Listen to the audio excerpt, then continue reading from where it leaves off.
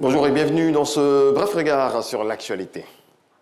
Le vice-président de la République, Tiemoko Melie Kone, représentant le chef de l'État ivoirien Alassane Ouattara, a pris part ce mardi à Accra au Ghana à la cérémonie d'ouverture des assemblées annuelles du groupe de la Banque africaine de développement BAD.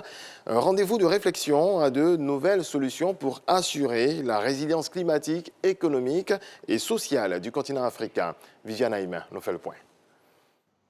Parti ce mardi matin d'Abidjan pour Accra au Ghana, le vice-président de la République, Kone Tiemoko Melie, a pris part aux assises des assemblées annuelles du groupe de la Banque africaine de développement qui, cette année, du fait de la baisse de la pandémie de la Covid-19, reprend à nouveau ses sessions en présentiel.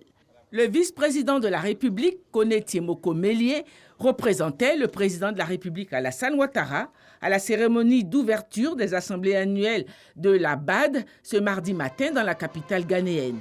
Il était accompagné de la ministre du Plan et du Développement, par ailleurs gouverneur de la Côte d'Ivoire auprès de la Banque africaine de développement, Niale Kaba. La cérémonie d'ouverture était présidée par le président du Ghana, Nana Akufo-Addo.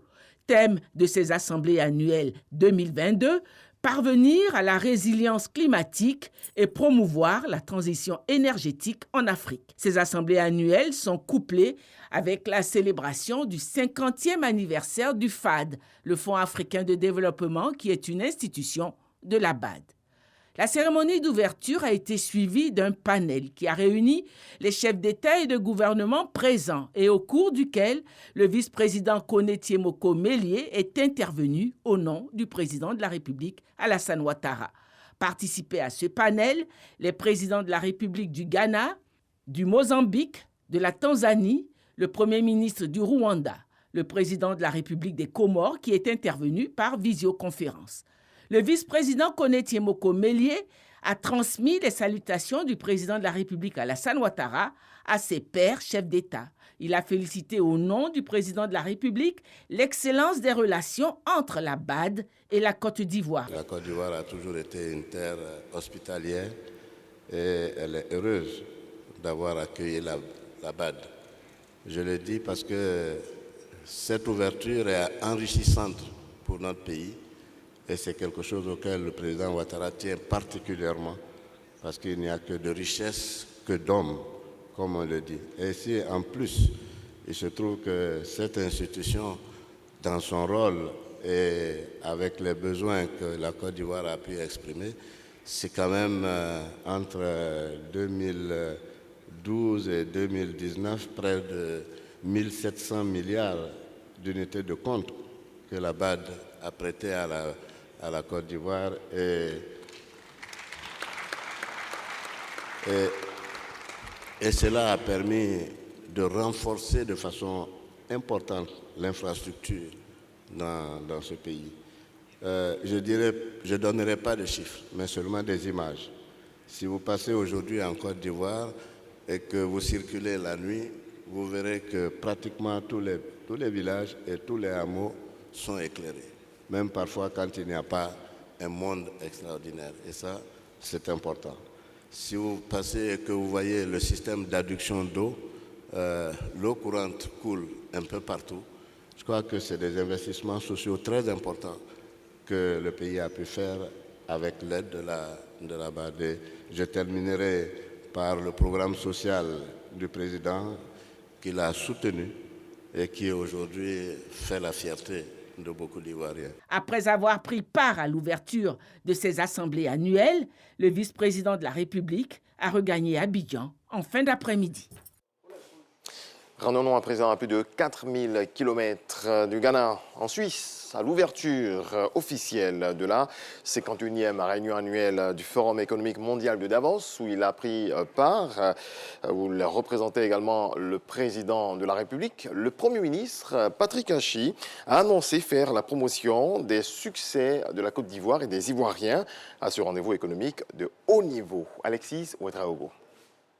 Pour cette deuxième journée du Forum économique mondial de Davos, le chef du gouvernement multiplie contacts et échanges, comme ici avec Christine Lagarde, présidente de la Banque centrale d'Europe, ou encore là avec les présidents de la CAF et de la FIFA. 7h30, Patrick Hachi est l'invité du Forum des Amis de la zone de libre-échange continentale.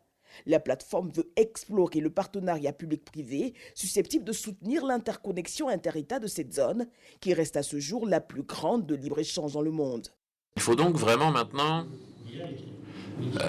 concrétiser cet accord. Il reste des choses à faire, en particulier sur les barrières douanières ou tarifaires. On pourrait avancer plus vite.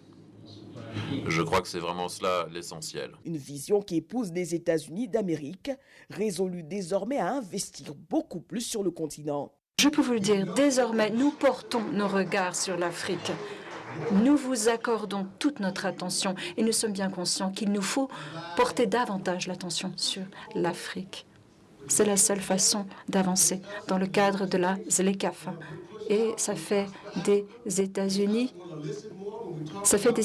un moteur de cette croissance. Pour Patrick Hachi, la zone de libre-échange continentale africaine représente une opportunité majeure pour les pays de stimuler la croissance, mais surtout de créer plus d'emplois pour la jeunesse. On est face à de grands défis qu'il va falloir relever, notamment la création de l'emploi. Si on ne crée pas d'emploi pour tous ces jeunes qui vont débarquer sur le marché du travail ces prochaines décennies, cet actif, ce gisement de croissance que représente la jeunesse se transformera en véritable menace. Car tout commence avec les jeunes. Des jeunes qui sont désespérés car ils n'ont pas d'avenir. Donc soit ils tombent dans le giron du terrorisme, ou alors ils se jettent dans l'océan pour essayer de trouver une réalisation à leurs rêves en Europe, quelque part en Europe. Et donc, ce gisement que représente la jeunesse, c'est notre principal atout. Mais pour cela, il faut transformer l'infrastructure. Merci de votre écoute. Au sortir de ce petit déjeuner, des audiences et un panel portant sur le rôle mondial croissant de l'Afrique qui se veut aujourd'hui territoire de tous les possibles. Internationale et cette nouvelle horrible qui nous provient des États-Unis. 21 personnes ont été tuées, 2 adultes et 19 enfants dans la fusillade qui a endeuillé ce mardi une école primaire au Texas.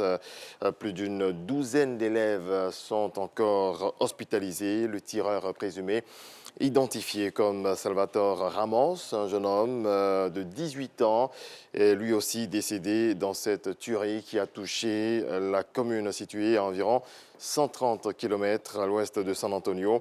Il aurait d'abord tiré sur sa grand-mère avant de se rendre à l'école. Un drame qui vient remettre au goût du jour le débat sur le contrôle des armes à feu.